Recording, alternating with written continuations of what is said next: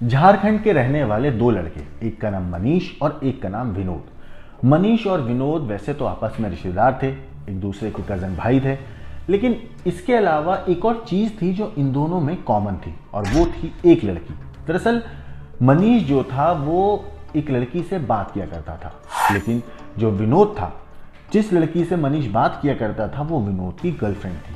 अब दोनों थे तो भाई, लेकिन इन दोनों के बीच में जो सबसे ज़्यादा तकलीफ की चीज़ पैदा हुई, जो सबसे ज़्यादा परेशानी का सबब बनी, वो वही लड़की थी जिस लड़की से ये दोनों फ़ोन पर बात किया करते थे। दरअसल विनोद का तकरीबन 5 साल से एक लड़की के साथ अफेयर चल रहा था। तकरीबन शादी की बात भी हो चुकी थी, मगर इसी बीच इन दोनों के बीच में, जो लड़की थी और विनोद के बीच में, कुछ परिस्थितियां ऐसी बनती हैं कि दोनों की बातचीत होना तकरीबन कम हो जाती है। अब इस बात से विनोद बौखला जाता है, उसके समझ नहीं आता कि आखिर ये हो क्या रहा है। मगर जब उसको इस पूरी बौखलाहट के पीछे की वजह पता चलती है, जब उसको लड़की की फ़ोन पर उससे बात ना करने, उसे इग्नोर करने के पीछे की वजह पता चलती है, तो वो भी गुस्से से आग बबूला हो जाता है। इसके बाद वो अपने भाई मनीष को मौत की नींद सुला देता है। हालांकि किसी को ये यकीन नहीं था कि युवक की हत्या उसके भाई ने की है। जानकारी पर पुलिस भी पहुंचती है, शव को कब्जे में लेकर पोस्टमार्टम करती है और उसके बाद घटना को लेकर जांच की जाती है। फिर पुलिस इलाके के सीसीटीवी कैमरे चेक करती है। शक होने पर आरोपी जो भाई है विनोद, उससे पूछताछ की गई। काफ़ी देर तक विनोद पुलिस को गुमराह करता रहा, लेकिन जब सख्ती से पुलिस ने पूछा अपने अंदाज में, तो उसने हत्या की वारदात का खुलासा किया। पुलिस ने आरोपी को गिरफ्तार करके जेल भेजा। हत्या की वारदात गोमिया के कथारा ओपी क्षेत्र के गांव झिरकी में हुई। मृतक का हत्यारा ममेरे फुफेरे भाई थे। दोनों फुफेरे भाई विनोद ने अपने ममेरे भाई मनीष की हत्या कर दी। पुलिस के मुताबिक विनोद का एक लड़की से बीते 5 साल से रिलेशन था। उनके बीच खूब बातचीत हुआ करती थी। दोनों की शादी भी तकरीबन तय हो चुकी थी। मगर कुछ दिनों से विनोद को लड़की पर शक होने लगा था। उससे लगता था कि वो किसी और से भी बात किया करती है। अब विनोद ने इसके बारे में जब पता लगाया तो उसे कुछ सबूत मिले, जिसे देखकर वो हैरान रह गया। विनोद को पता चला कि जिस लड़की से वो प्यार करता है और जिससे उसकी शादी होने वाली है, वो किसी और से नहीं बल्कि उसके ममेरे भाई मनीष से ही फ़ोन पर बात करती है। उन दोनों के बीच प्रेम प्रसंग की खबर से वो गुस्से में आ गया। इसके बाद उसने मनीष की, जो उसका कज़न था, उसकी हत्या का प्लान बना डाला। इस पूरे मामले पर पुलिस का कहना है, मीडिया रिपोर्ट्स के मुताबिक आरोपी विनोद ने मनीष की हत्या के लिए गोमिया जाकर लोहार से नुकीला टकुआ बनवाया। वो अपनी मां के साथ पहले बाइक से अपने मामा के घर झिरकी पहुंचा। उसने जब वो मामा के घर पहुंचा तो देखा घर में मनीष अकेला था, जिसके बाद विनोद ने उसकी नुकीले टकुए से हत्या कर दी। वारदात को अंजाम देने के बाद वहां से फरार हो गया। इधर मनीष के घर में हत्या के बाद घर में मानो कोहराम मच गया। रिश्तेदार और ग्रामीणों ने विरोध जताने के लिए सड़क पर जाम लगा दिया। वो घटना के खुलासे और आरोपी को पकड़ने की मांग कर रहे थे। इसके बाद गुस्साए लोगों ने शव को पोस्टमार्टम कराने से भी रोक दिया। इसके बाद पुलिस ने मामले में गहराई से जांच करी और तकरीबन 24 घंटे के अंदर ही इस कातिल फुफेरे भाई विनोद को गिरफ्तार कर लिया गया। पुलिस के मुताबिक मनीष की हत्या उस वक्त हुई जब वो घर पर अकेला था।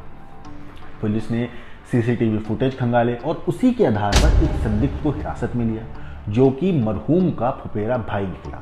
अब पूछताछ में जब पुलिस ने हत्या की वजह जाननी चाहिए तो पता चला प्रेम प्रसंग है इस चीज़ की वजह। दोनों भाई एक ही लड़की से प्यार करते थे और इसी वजह से एक भाई की जान चली गई और दूसरा जेल पहुंच गया। पुलिस या पूछताछ में जो मकतूल जो आरोपी है, उसने बताया कि मैं रामगढ़ की रहने वाली एक लड़की से प्रेम करता था और उससे उसकी शादी भी मेरी शादी लगभग तय थी, लेकिन पिछले कुछ दिनों से वो लड़की मुझसे बात नहीं करती थी। पता लगाने पर पता चला कि उसका मेरे ममेरे भाई और उस लड़की के बीच में बातचीत होने लगी थी, जिसको लेकर हत्या के आरोपी जो है उसने कहा कि मृतक का फुफेरे भाई विनोद और मनीष के बीच कई बार इस बात को लेकर बहस भी हुई और आखिर में ममेरे भाई को रास्ते से हटाने के लिए उसने चाकू मारकर उसकी हत्या कर दी। अब सोचिए कि दो भाई, दोनों कज़न, आपस में एक दूसरे से हर बात शेयर करते थे, दोनों एक दूसरे के काफ़ी क्लोज थे, लेकिन जब एक भाई को ये पता चला कि उसकी 5 साल की जो गर्लफ्रेंड है, जिससे उसकी शादी होने वाली है, जिससे वो प्यार करता है और जो लड़की उससे प्यार करने का दावा किया करती थी, अब वो उसको छोड़कर किसी और से फ़ोन पर बात करती है, किसी और के साथ उसका रिलेशनशिप स्टार्ट हो गया। हालांकि ये बात क्लियर नहीं थी कि जो मरहूम थे मनीष, उसका और उस लड़की के बीच में वाकई रिलेशनशिप बन चुका था या बन रहा था, एक दूसरे से प्यार करने लगे थे।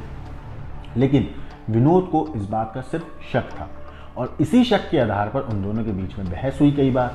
मनीष ने उम्मीद है कि समझाने की कोशिश करी होगी, लेकिन विनोद शायद नहीं समझा और चीज़ें जो हैं वो बिगड़ती चली गई और बिगड़ी भी उस हद तक कि विनोद एक कातिल बन गया और मनीष को अपनी जान गंवानी पड़ी। फिलहाल जो आरोपी है, जो भाई जिसने मनीष की हत्या करी, विनोद, वो पुलिस की हिरासत में है। पुलिस ने उसे गिरफ्तार करके जेल भेज दिया है। पुलिस इस मामले में तफ्तीश कर रही है, हर एंगल से जांच कर रही है और पता लगाने की कोशिश कर रही है कि आखिर इस पूरे मामले के पीछे क्या वजह से प्रेम प्रसंग ही था या कुछ और भी था।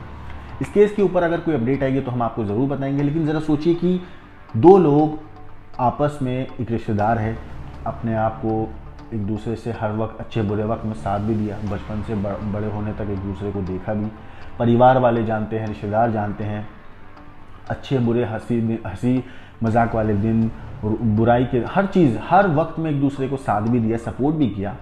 लेकिन वही लड़का 5 साल पुराने एक रिलेशनशिप के लिए अपने रिश्तेदार की जान ले लेता है और जान भी इतनी बेरहमी से लेता है कि स्पेशली उसको मारने के लिए एक अलग कटुआ बनाया जाता है और उसके बाद उसी नोकीले कटुए से वो अपने भाई की जान ले लेता है। ना अब इस केस में ज़रा सोचिए कि लड़की जो है विनोद से अब उसकी शादी हो सकती है। मनीष जो है वो अपनी जान गंवा चुका है। जिस लड़की के लिए इन दोनों ने आपस में लड़ाई करी, जिस लड़की के लिए इन दोनों ने आपस में झगड़ा किया, आज वो लड़की उनके साथ है नहीं और उम्मीद है कि जब तक विनोद जेल से बाहर आएगा उस लड़की की भी शादी हो चुकी होगी। वो लड़की तो अपनी ज़िंदगी अब आगे चला लेगी, उस लड़की की ज़िंदगी अब चलती रहेगी। उम्मीद है कुछ सालों में उसकी शादी हो जाए, वो अपना परिवार संभालेगी।